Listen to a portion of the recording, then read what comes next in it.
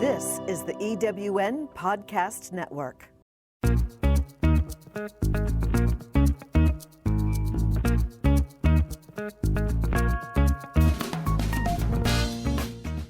Welcome to Late Boomers, our podcast guide to creating your third act with style, power, and impact.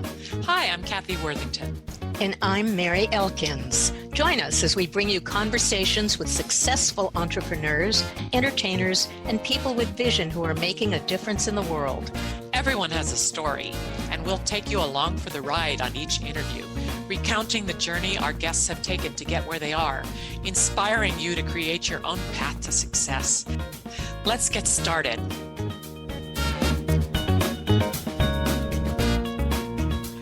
Hi, I'm Kathy Worthington. Welcome to Late Boomers.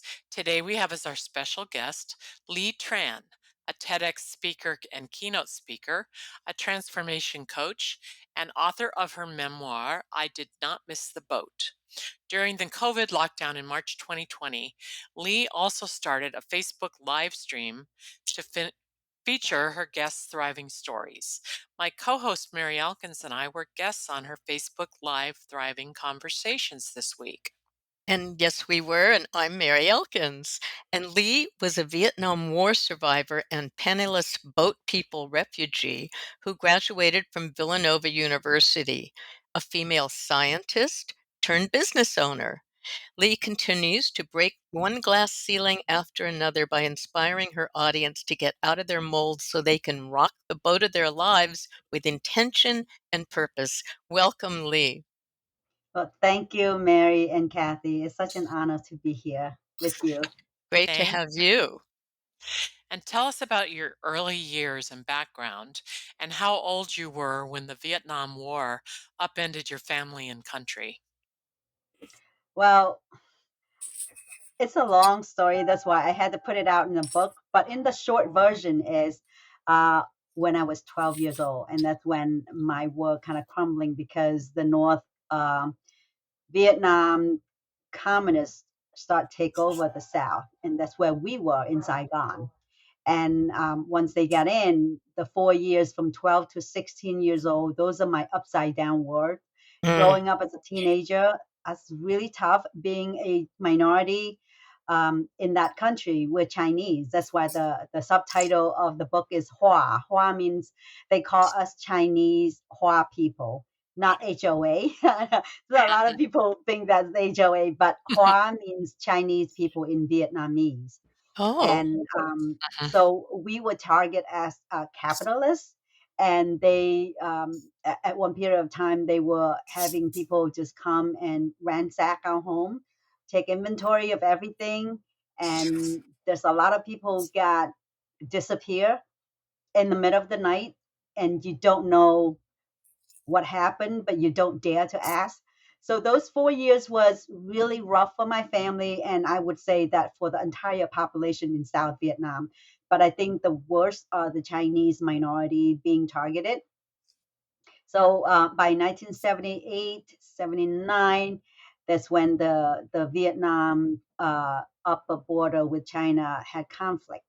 And now the Chinese in Vietnam's gotten even more scrutinized because they didn't know who to trust. And they think now some of the Chinese people might have been spy or espionage from China. So the treatment is like extra tight.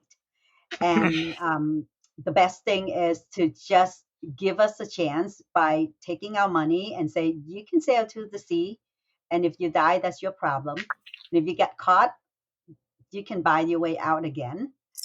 But it's like a semi-legal exodus. So a massive of Chinese were taking that advantage to sail out to the sea. And so that was my family. My dad did that. And he built a boat underground to take 502 people out to the vast South China Sea. Oh, He was quite the explorer and the discoverer to do that for you guys. I think, desperate, what did they say? Desperate time, you take desperate measure, right? So that's what he did. And hundreds of thousands of people did too. Yeah.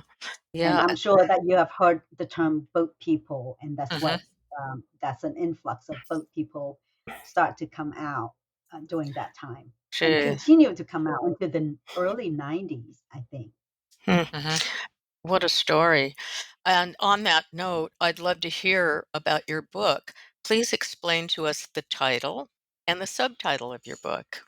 Yeah, so I slept on that title for a long time because in every language we have a term, don't miss the boat, don't miss the boat, right? And the underlying is like don't miss the opportunity.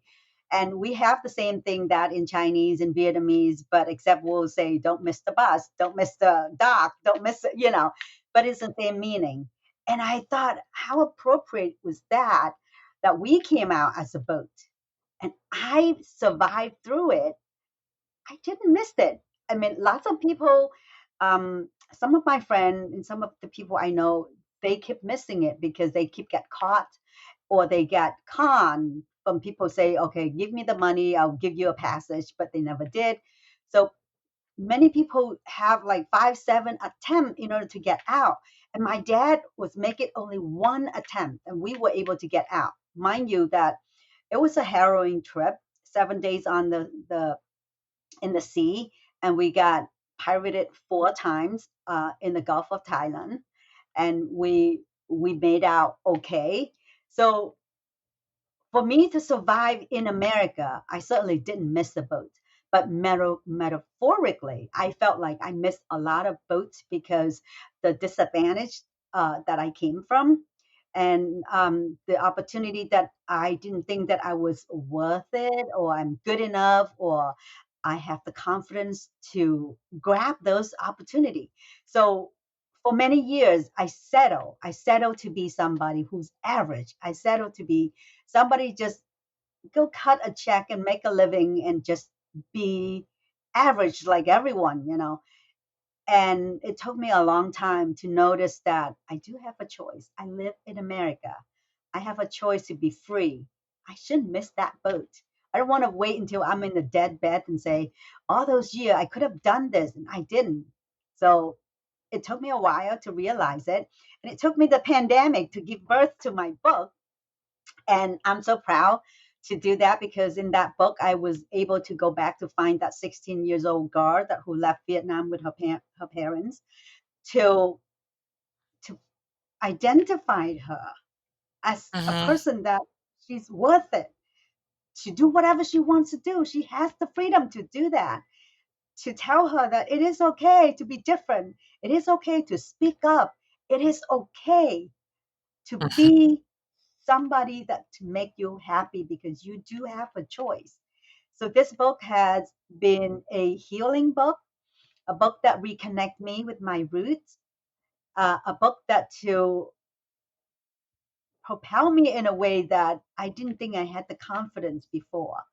And now it came from a background that I was afraid to speak, and now I'm a speaker. I'm a podcaster, and Mhm. I would go to anywhere, anyone who want me to talk, and I think that was quite a journey that, and I'm And glad you I did it pretty did. quickly because you did it since the pandemic started. You did the whole thing, right? Well, I can't say that quickly. I had been training with Toastmaster for like Oh, almost a decade, Oh, ah, okay. and I and they've in the helped back you. of my head, But the yes, book and was everybody. quick.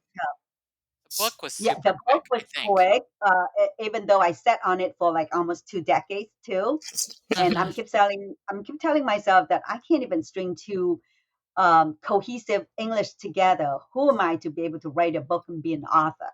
You tend to put yourself down, and I think many people Mhm. out there, if you are listening to this podcast, you have an untold story that is pressure on your chest, I would urge you just get it off, get it out, let it go, and let that girl, that boy be free and just tell your story. You don't How have do to you speak. think your Just let it parents go. were so brave to be able to flee Vietnam and their lives there, and risking death and with their daughter and all these other people? How do you think they could get to that place? Oh, they were scared. They were scared, but they were desperate. Like I was saying, either you rip the band-aid and do something different to be able to give a future to your children, or you're just going to stay and die a slow death. Being constrained, being constrict, you can't really trade, you can't do business, and you're in fear all the time that they're going to take you away, and then your kid's going to be orphanage. There's so many factors, and they change currency. Like, they want to make sure that nobody have a lot of money. So every year or so, they would say, okay, every household now you can just take all your old currency and bring in here, and you can have 200 dong for every family. So Oh, everybody going to start from the same baseline. Wow, And it's that's amazing your dad could even build the boat then. Well, it's all underground. It's a really big risk taking. But Mhm. I like to tell people that, sometime in life you have to take risks. You got to yeah. be bold, but do not be reckless. And my dad took a whole year of planning, organizing, orchestrating a army. I mean, he's not alone. He partnered up with the people, the investors, and people who can navigate. So it was like a whole circus there. It's not like a one man band. And Mhm. it is huge, but that's why networking is so crucial. And I learned so much from my mom and dad about, always, anywhere you go, you make sure you have alliance. You have Gee. people that you can trust. Weren't you afraid for your life in Vietnam, though, and on the boat? Oh yeah, all the time. I'm still get PTSD whenever things trigger. Whenever I see a piece of news like last year, it's about Ukraine, and I was just sobbing and crying because it triggers. Yeah. And people like to go to the games in the panic rooms or whatever to unlock whatever. I cannot do this. I mean, I will refuse to. I have way too many of those panics moments. I don't need to pay $35 to go in a room to get panic again. Oh, no. That What would were the not But most be your recreation. No, it yeah, doesn't sound like one for anyone, actually. no, What but were the most yes, awful moments on the boat journey when you were escaping? there's many. There's many awful moments. I think one, if you have not read my book, I would love to have you two read my book, but I don't want to give you all the spoiler alert. But Mhm. since you asked, I have to say it. But there's a moment that I get separated from my parents. Ah. From It was really scary. I mean, getting on the boats was scary. Have no food and be starved and thirst, it was another scary part. But being separated from my parents, from the pirates, that they have bigger boat and they sandwich our boat, and they took my dad on one side, my mom on one side, and I'm on another side. That was the most terrifying. And then witnessing that how they violated people on the boat, and that was the biggest fear when I was on the boat. But Mm. there's many more of the frightful moments afterward that I didn't think we're gonna make it. There's many moments of the engine broke and we had no food and we just drifted on the oceans and the boats got a hole. So but those are just the highlights. But I wouldn't call them highlights. Yeah, but I Ooh, can but see what yes, you're gonna get when you read this book. I think we it recommend yeah. it to everybody. And how do you think you were able to write this book and tell your story after 40 years of silence? it was really tough. It was really, really hard. But I gave a TEDx talk in 2019, and I had a lot of people who come to me say, I want to hear more. I want to know more because I really don't know much about the Vietnam War and its people. And people have encouraging me when I give little bits and pieces of talk in Toastmaster. And I always get encouragement and say that your story need to be told. Get over it and tell us the rest of the story. So it's already planted a big seed in my head that I need to get it out. But during the pandemic, that's when I feel it's time. Hmm. 40 Mhm. years is a long time to bear that. And when I read Maya Angelou, that quotes that there's no greater agony than bearing an untold story inside you. I knew that I need to get that off my chest Mhm. and get it out. And it was not easy. For 6 months, I wrote that book, and I think 3 out of the 6 months I was in depression. I was in the bed Oh. and curl up and cry. I believe it. And Yeah. with great courage and friends, family support, and research, Google's going back and pieces all this information together and make it a cohesive story, because there's only so much you remember, right? But people were amazed how much of the detail that I remember Mhm. from all the way. That book is only a quarter, I mean, a half of my life. I didn't even tell the whole story. The rest of it's only up to 25 years of my life, Mm, but there's so much. And I said that sometime when emotion triggers so deep, you don't forget.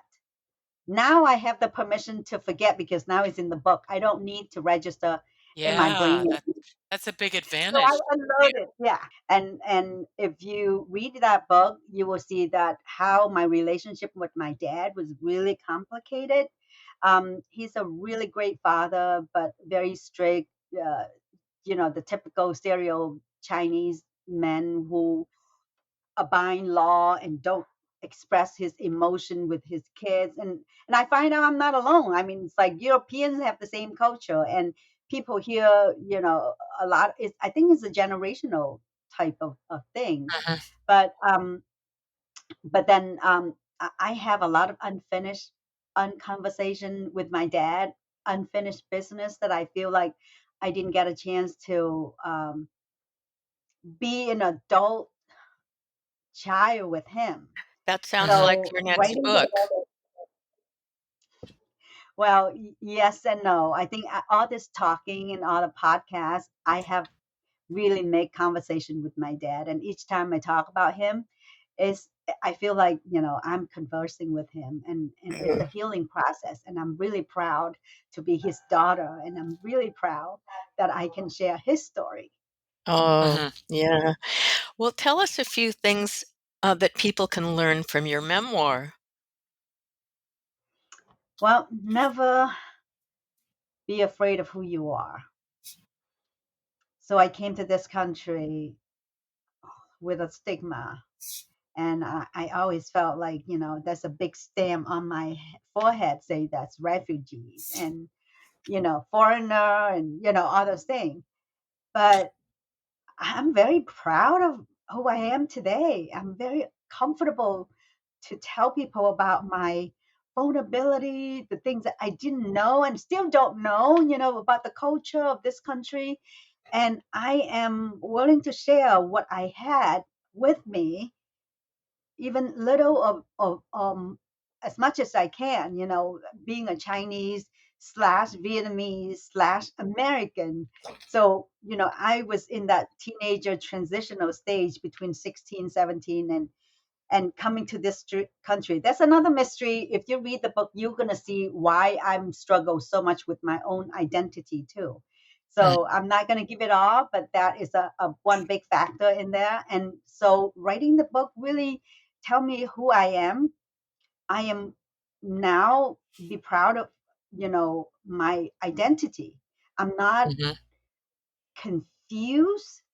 I'm actually grateful for the opportunity that whatever that I have that many people didn't. Uh, Mm. they, they, they were probably buried underneath the ocean somewhere. Lots But of you girls took like me. risks. Yeah. Yes. I And think in life we all, how do you think your book helps close the culture gap and expand on diversity and inclusion? well, I think a lot of time we are fearful for other people, other race, other culture because we don't know their story. We don't know who they are intimately. But by sharing story, so now I'm not just any Lee Tran to you. I'm actually somebody that you know who I am. I might be a friend because now you have heard about my story. And by doing that, by sharing story with each other, we deepen our relationship. We open up our mind and we Yeah. bridge that culture gap. You are not afraid of Asian, Chinese, Vietnamese, I'm just as plain and simple as you are. And I'd love to hear about your story so I can learn something from you. And in that sense, we can be all inclusive. We can see each other as a human being, Mhm. not as somebody who is a refugee or immigrants or foreigner or black, white, green, whatever. That's so Mhm. So important these days because there's so yeah, much ignorance and fear in the world today. exactly. And I think a So lot it of take it. away the fear factor. When you Yeah. know me, you're not so afraid of me anymore. Mhm. It's just like, okay, I know her struggle. I know why she's doing what she does. And to me, the biggest reward about writing this book, that my son, who is an American, he's my husband is Vietnamese, I'm Chinese, but my son is totally American. He's born in this soil. So he called himself American. Um, and he actually be able to understand who I am and understand why I raise him the certain way that's different to his American friends. What did you do Well, that was being a different? Chinese mom, it's just like, certain things like why you have a B plus. I know that you can do an A plus. It's just like and certain things that he understands, like why education is so important to me, and um why I'm sort of like so on top of things about him. And he felt like he was not being free like most of his friends to play game, to do things, that to have certain toy. So he understand my background better, Yeah. and it opened up a lot of dialogue. And I That's think fabulous. we yes, he actually did a podcast on me, and we have 10 episode out. Oh, It's called really? Family Roots. Yes, Oh, Called wow. what? Say what? What is it called? Family Roots. Family Roots. That Family Roots. family roots. I love that. That's great. We'll have to listen to that one. Tell. Yes, we did 10 episode, but he's so busy now, and we didn't even finish the book because he said that he have so many questions.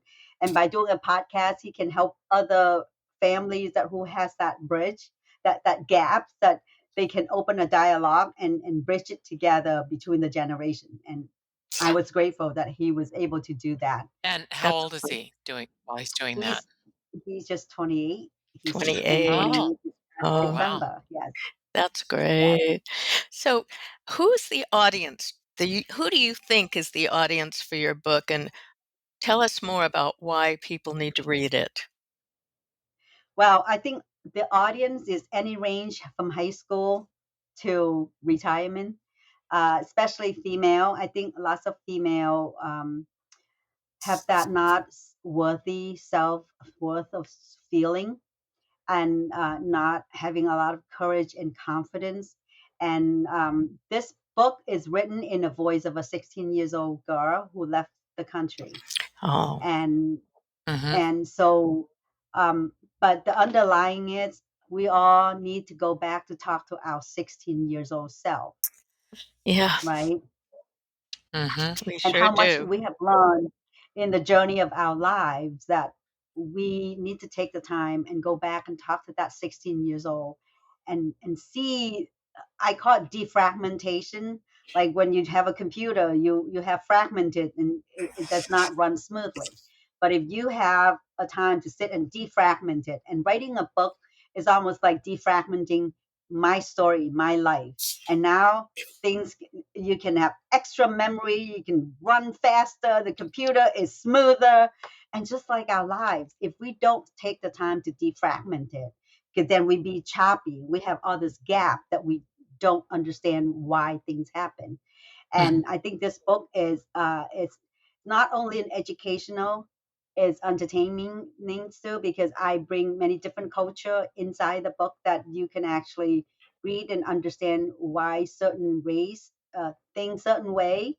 And I talk about the gratitude of us coming to America, and uh, the sponsor our family was in Minnesota, and how we learned the American culture, and those people have given us so much that there's so much gratitude in me, and I list a lot of story, beautiful story of how Americans share their culture with us, and it's just I think a book that will not only make you read and appreciate your own story, but you also want to go back and probably write your own story, because I have so many fans that write to me and say, you make me think about the 70s, the 80s, where was I? What was I doing? And I have a story and I need to go back and revisit. I need to talk to my grandma. I need to talk to my mom.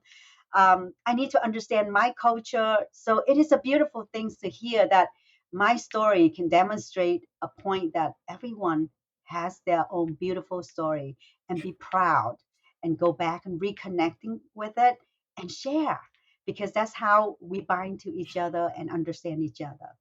Oh, yeah. Beautiful. Words of Tell wisdom. us a little Yes. bit tell us a little bit about your career path because I know you made quite a drastic change along the line there somewhere.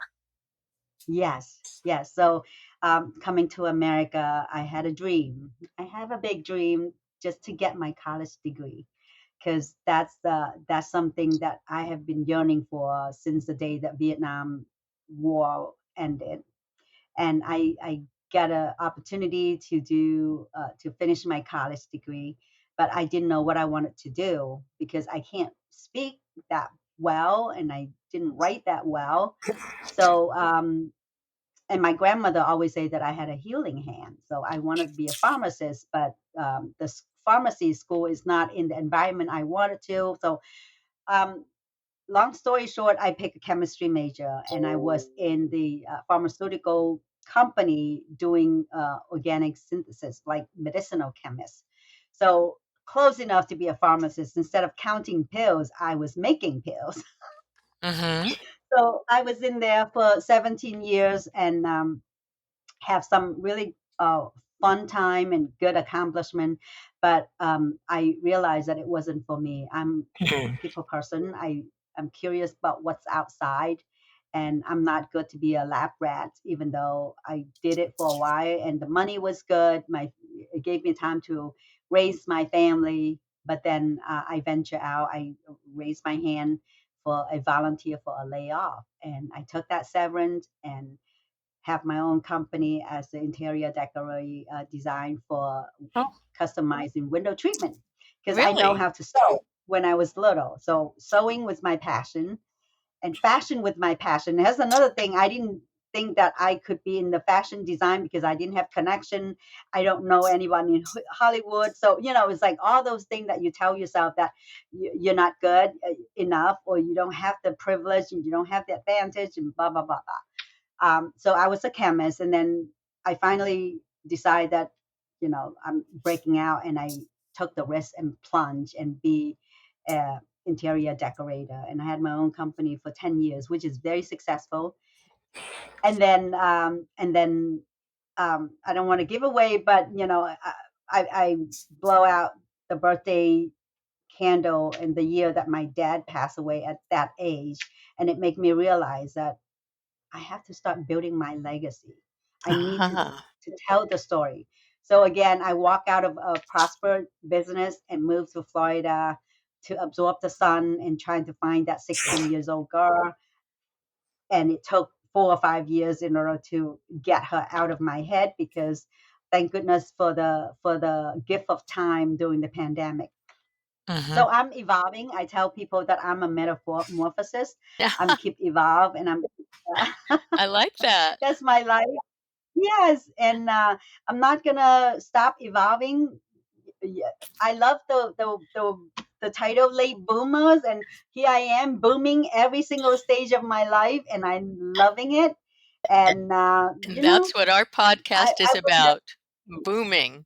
And we Yes, love that for you too, that you're doing all that. That's Yeah. amazing. yes, and I want people to know that you're never gonna be too late to rock that boat, booming whatever direction you want to boom, and It's Yeah. so that's true. what I'm doing. Well, talk about your life now as a professional speaker. How did that come about and Why did you choose that field after being a chemist and an interior designer? Yes. So being an interior designer, I love that gratification about changing people's environment, right? I can produce a place that where it's inviting, it's warm, and the family can get together and enjoy the environment. And I really love that. But then I feel like being a speaker and write my story, I actually can change people's lives, not just the exterior, but I can tell people that they too can do whatever they want. And I want to impact in a bigger way because I know, come from a background that I'm always hide behind somebody. Now I'm actually up in the front and holding the microphone. And that microphone is very powerful to change lives, to impact people, to inspire people so they can see, hey, if that little old lady or girl or whatever one time was a refugee can do it, I can do it too. So I want to give people hope. I want to give people say, don't give up. Doesn't matter what background you're from, how unfamiliar is the territory. Just do it. Just do it for you. If you're not doing for anyone, just do it for you. But then you know what? Once you do it for you, people you will attract people and say, hey, you inspire me. I want to do it too.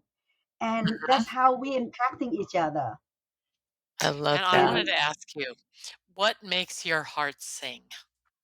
that make my heart sing when people tell me that I'm gonna write a story because I read your book and there's hope for me.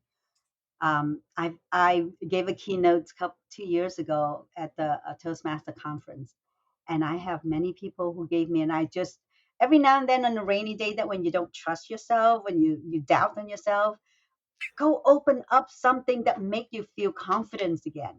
So I would go back and listen, and I asked him that I can record them, and they say that you know what, listen to you talk, make me feel like I have the courage to go back and write my own story.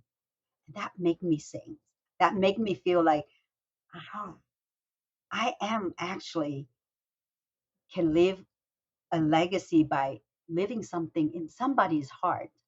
Because when my names come up, they say, oh, she really inspired me to write my own story. That's Oh, what I want. Perfect. That's what I you're want. going to Perfect. inspire so many people listening. Lee, what would you have our audience take away from our talk today?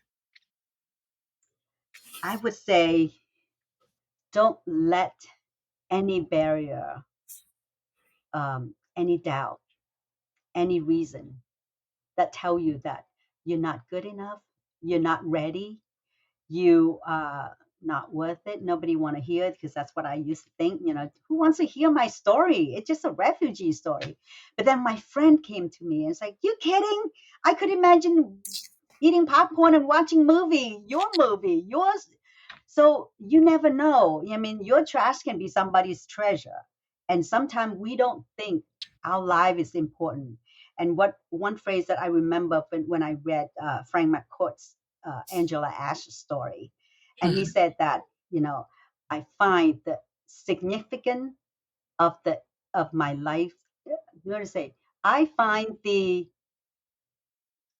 significant of my insignificant life. Oh, beautiful. Well, So Beautiful. everyone have a significant in their And I'm life. sure writing that, people told him, oh, or they may have told him, nobody wants to hear about that because it was Right. so bleak, right? And you watch his movie, you read his book, and so many other books that inspire me, like The Glass Castle. That's another really great book. I love memoir because those are the story that really make me feel like if people can rise from the ashes, so can I. And if I can do right, it, so can you. So right, don't stop. And that's right. my final word about, just do it. Just do it. Oh, I love You're that. worth it. I love that. Thank you so much, Lee. Our guest today on Late Boomers has been Lee Tran, public speaker and author of her memoir, I Did Not Miss the Boat, and she sure didn't. Check out her TEDx talk and visit her website, leetran.com, and that's spelled Leatran. And her name, it will always be spelled that way. Also, listen to her thriving conversations on Facebook. Thank you so much, Lee. That was wonderful. Thank you so much for having me on, and I'm open to anyone who want to interview me, and if they have an organization that who needs some inspirational, I can come in and do a little dancing, a little talking. Oh, Not really perfect. dancing, but just booming, Booming. Booming, Do some booming, booming. booming. booming. Thank you. And thank you. And we want to remind our listeners that we now have a new YouTube channel, the Late Boomers Podcast. And don't be confused by our competitors, the Late Bloomers. We are booming, right, Mary? Late Right. Boom, Boomers. boom, boom, boom, boom, boom, boom. Boom, boom, boom. Please I subscribe love to that that. channel. Our website is lateboomers.biz, B-I-Z, and we are on Instagram at Late Boomers and at I am Kathy Worthington and at I am Mary Elkins. We hope you are finding joy and inspiration in our podcasts and that you will subscribe on your favorite podcast platform. Thanks again, Lee. Well, thank you so much for having me. It's a joy.